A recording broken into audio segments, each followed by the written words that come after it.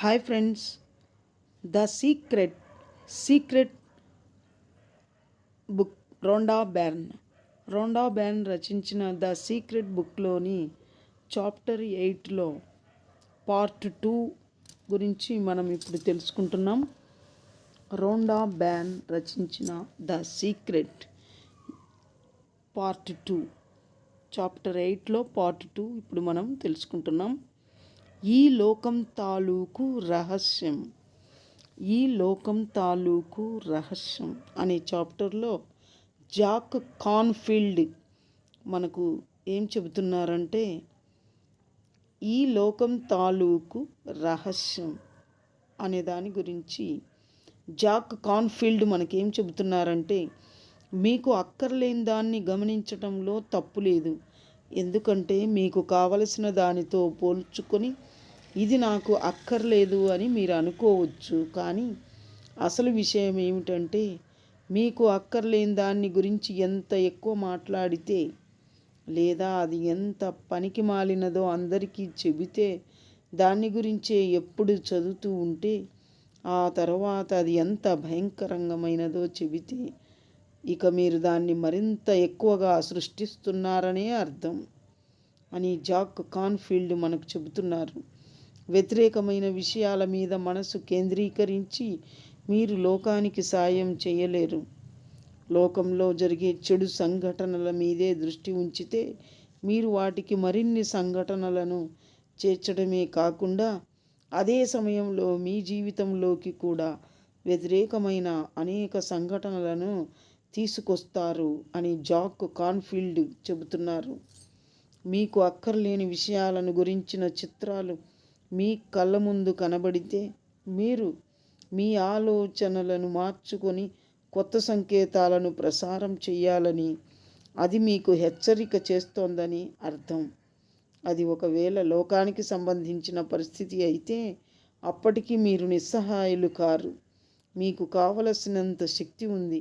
అందరూ ఆనందంగా ఉన్నారనే విషయం మీద దృష్టి పెట్టండి. సమృద్ధిగా ఆహారం ఉందన్న విషయం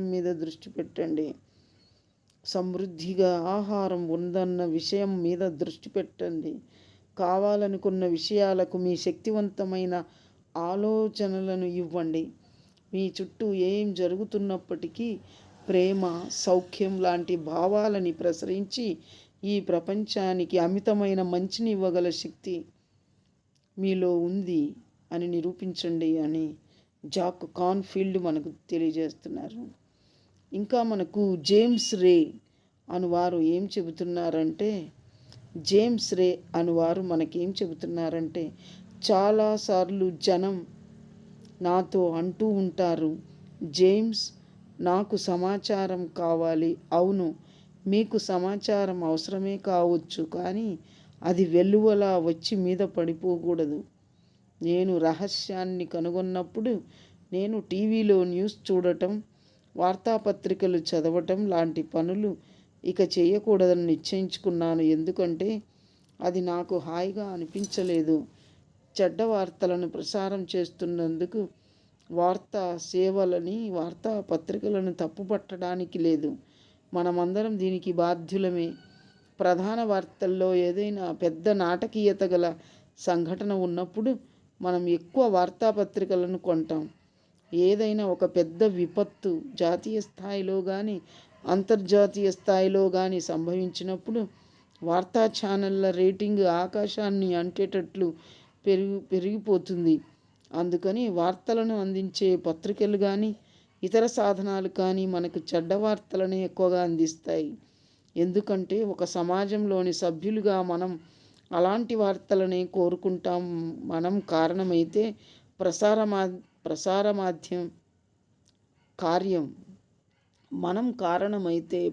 మాధ్యం కార్యం అది కేవలం కార్యరూపంలో ఉన్న ఆకర్షణ సిద్ధాంతం. మనం ఒక కొత్త సంకేతాన్ని వెలిబుచ్చి మనకు కావలసిన దాని మీద మనసు కేంద్రీకరిస్తే మీడియా, వార్తాపత్రికలు తాము ప్రసారం చేసే వార్తలను కూడా మార్చుకుంటాయి అని జేమ్స్ రే మనకు చెబుతున్నారు. ఇంకా మైకేల్ బెర్నార్డ్ బెక్విత్ అనువారు మైకేల్ బెర్నార్డ్ బెక్విత్ అనువారు మనకు ఏం చెబుతున్నారంటే, శాంతంగా ఉండటం నేర్చుకొని మీకు అక్కర్లేని దాని మీద నుంచి మీ దృష్టిని మరల్చండి అని చెబుతున్నారు. మైకేల్ బెర్నార్డ్ బెక్విత్ అనువారు మనకు ఏమి చెబుతున్నారంటే, శాంతంగా ఉండటం నేర్చుకొని మీకు అక్కర్లేని దాని మీద నుంచి మీ దృష్టిని మరల్చండి అని చెబుతున్నారు. దాని చుట్టూ ఉండే భావోద్రేకాలని వదిలేసి మీరు దేన్ని అనుభవించాలని అనుకుంటున్నారో దాని మీద ధ్యాస పెట్టండి. ధ్యాస ఎటు వెళితే శక్తి కూడా అటే వెళ్తుంది అని అంటున్నారు. మీరు నిజంగా తీవ్రంగా ఆలోచిస్తే ప్రపంచంలో కరువుతో బాధపడే వాళ్ళందరికీ మీ ఆలోచనలు ఆహారాన్ని అందిస్తాయి. హొరేషియా బోనర్ చెబుతున్నారు. మీరు నిజంగా తీవ్రంగా ఆలోచిస్తే ప్రపంచంలో కరువుతో బాధపడే వాళ్ళందరికీ మీ ఆలోచనలు ఆహారాన్ని అందిస్తాయి అని హొరేషియా బోనర్ చెబుతున్నారు. కేవలం మీ ఉనికి ద్వారా ఈ లోకంలో మీకున్న అద్భుతమైన శక్తిని చూడటం మొదలుపెట్టారా? మంచి విషయాల మీద దృష్టి కేంద్రీకరిస్తే మీకు మంచి భావాలు కలుగుతాయి. అప్పుడు ఈ లోకంలోకి మీరు మరిన్ని మంచి విషయాలను తీసుకురాగలరు. అదే సమయంలో మీ జీవితంలోకి కూడా మీరు మంచిని తీసుకొస్తారు. మీకు మంచి భావాలు కలిగినప్పుడు మీ జీవితాన్ని ఉన్నతీకరించుకుంటారు. అదే సమయంలో ఈ ప్రపంచాన్ని కూడా ఉన్నత స్థాయికి తీసుకువెళ్తారు. ఈ సిద్ధాంతం పరిపూర్ణతతో పనిచేస్తుంది. లా ఆఫ్ అట్రాక్షన్ గురించి ఈ విధంగా హొరేషియో బోనర్ చెబుతున్నారు.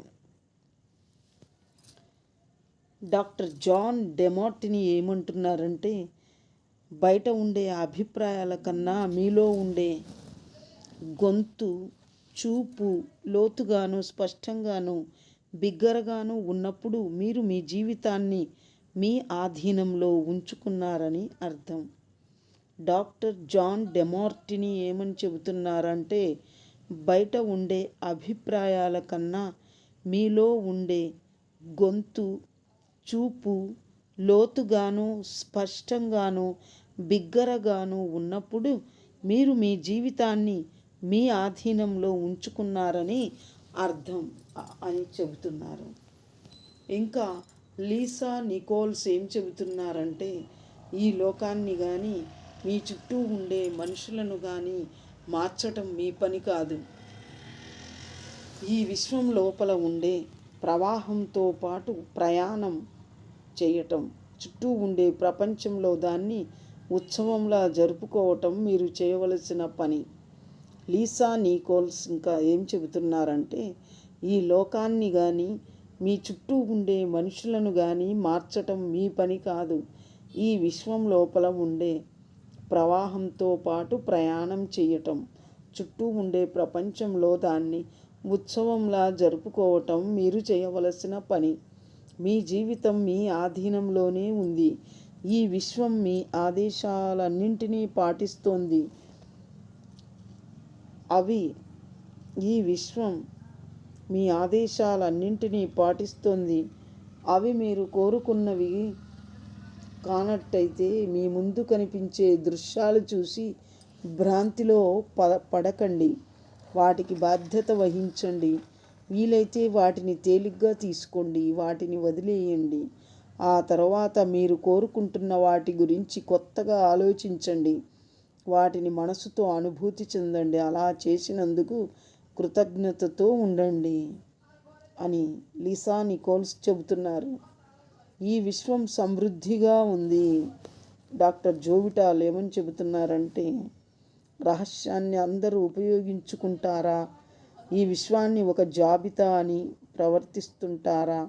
మరైతే ఎప్పుడో ఒకప్పుడు ఇది పూర్తిగా అయిపోయింది కదా, అందరూ దాన్ని సంపాదించుకోవాలని పరిగెత్తి బ్యాంకుని ఖాళీ చేసేయరా అనేది అందరూ నన్ను ఎప్పుడు అడిగే ప్రశ్నలలో అది ఒకటి.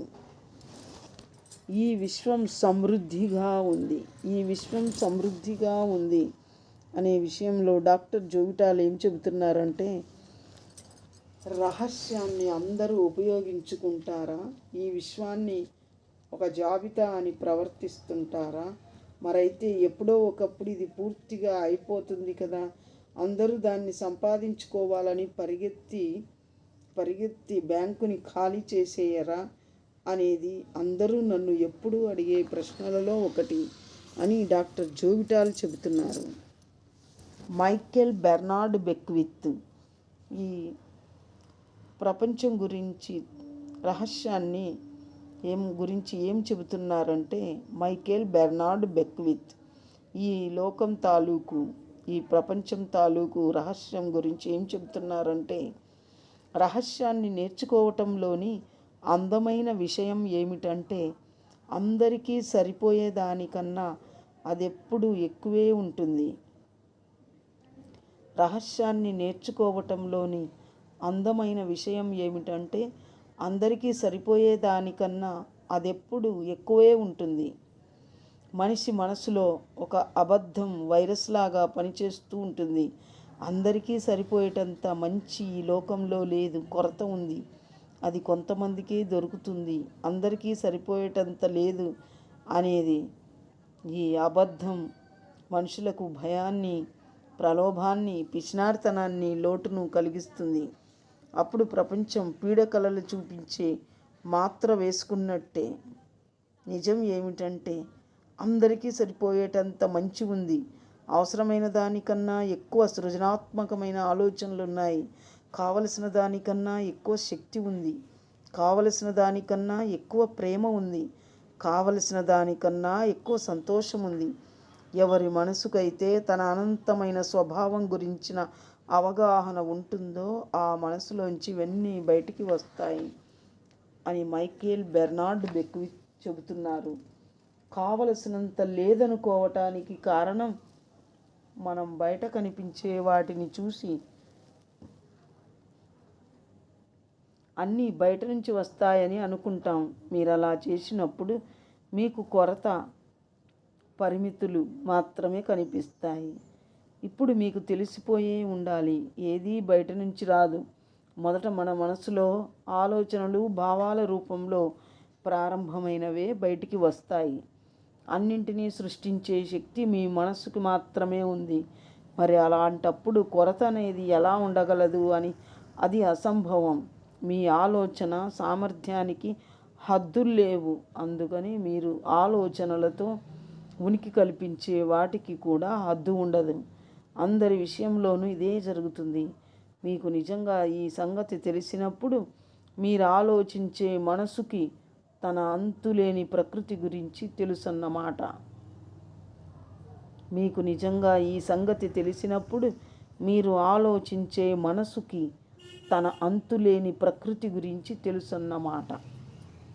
ఇంకా జేమ్స్ రే అనువారు ఏం చెబుతున్నారంటే, ఈ భూమి మీద జన్మించిన పెద్ద పెద్ద గురువులందరూ జీవితం అనేది సమృద్ధితో నిండి ఉండాలనే చెప్పారు. ఈ సిద్ధాంత సారం మీరు సమృద్ధి గురించి ఆలోచించాలని చెబుతోంది. సమృద్ధిని చూడండి, సమృద్ధిని అనుభవించండి, సమృద్ధిని నమ్మండి. హద్దులను ఏర్పరిచే ఏ ఆలోచనను మీ మనసులోకి ప్రవేశించనీయకండి అని చెబుతున్నారు. జాన్ అస్సారాఫ్ ఏమని చెబుతున్నారంటే, అందుచేత వనరులు తరిగిపోతున్నాయని సరిగ్గా మనం అనుకుంటున్నప్పుడే అవే ఫలితాలను సాధించగల కొత్త వనరులని మనం కనుక్కుంటాము. అందుచేత వనరులు తరిగిపోతున్నాయని సరిగ్గా మనం అనుకుంటున్నప్పుడే అవే ఫలితాలను సాధించగల కొత్త వనరులని మనం కనుగొంటాం. బెలీజ్ ఆయిల్ టీం గురించి ఒక వాస్తవ గాథ.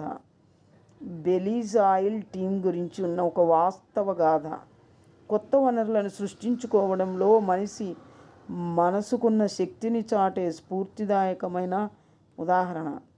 బెలీజ్ నేచురల్ ఎనర్జీ లిమిటెడ్లోని నిర్దేశకులకి ప్రసిద్ధుడైన బెలీజ్ బెలీజ్ నేచురల్ ఎనర్జీ లిమిటెడ్లోని నిర్దేశకులకి ప్రసిద్ధుడైన డాక్టర్ టోనీ క్విన్ శిక్షణనిచ్చాడు.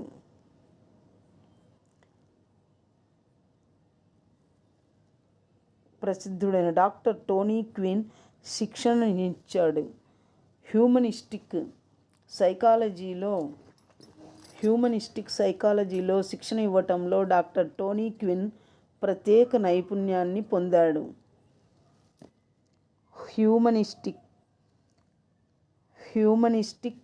సైకాలజీలో శిక్షణ ఇవ్వటంలో డాక్టర్ టోనీ క్విన్ ప్రత్యేక నైపుణ్యాన్ని పొందాడు. మానసిక శక్తి గురించి డాక్టర్ క్విన్ దగ్గర శిక్షణ పొందాక బెలీజ్ చమురు ఉత్పాదన చేసే దేశంగా విజయాన్ని సాధించగలదన్న నమ్మకం నిర్దేశకులకు కలిగింది. బెలీజ్ చమురు ఉత్పాదన చేసే దేశంగా విజయాన్ని సాధించగలదన్న నమ్మకం నిర్దేశకులకు కలిగింది. స్పానిష్ లుక్అవుట్లో చమురు కోసం డ్రిల్లింగ్ చేయటం అనే సాహస కార్యానికి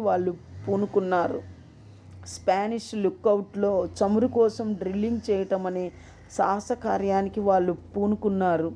ఒక్క ఏడాది లోపల వాళ్ళ కల, వాళ్ళ ఊహ నిజమైంది. బెలీజ్ నేచురల్ ఎనర్జీ లిమిటెడ్ ఉత్తమ శ్రేణి చమురును కనుగొంది. 50 ఇతర కంపెనీలకు దొరకని చమురు వాళ్ళకి సమృద్ధిగా దొరికింది. బెలీజ్ చమురు ఉత్పత్తి చేసే దేశంగా మారింది. ఎందుకంటే కొంతమంది ఒక అసాధారణమైన బృందంగా చేరి మనసుకున్న అంతులేని శక్తిని నమ్మారు. దేనికి అంతు ఉండదు, వనరులకు కానీ మరి దేనికైనా కానీ. ఆ హద్దులేవో మనిషి మనసులోనే ఉంటాయి. మన మనసులను అనంతమైన సృజనాత్మక శక్తి కోసం తెరచి ఉంచితే మనం సమృద్ధిని ఆహ్వానించి పూర్తిగా కొత్తదైన ఒక ప్రపంచాన్ని చూస్తాం, అనుభవిస్తాం అని జాన్ అసారఫ్ మనకు తెలియజెబుతున్నారు. డియర్ స్టూడెంట్స్, ద సీక్రెట్ బుక్లోని 8th చాప్టర్లో 2nd పార్ట్ ఇప్పుడు మనం తెలుసుకున్నాము. నెక్స్ట్ వీడియోలో చాప్టర్ 8లో పార్ట్ 3, నెక్స్ట్ వీడియోలో పార్ట్ 3 తెలుసుకుందాం. Thank you.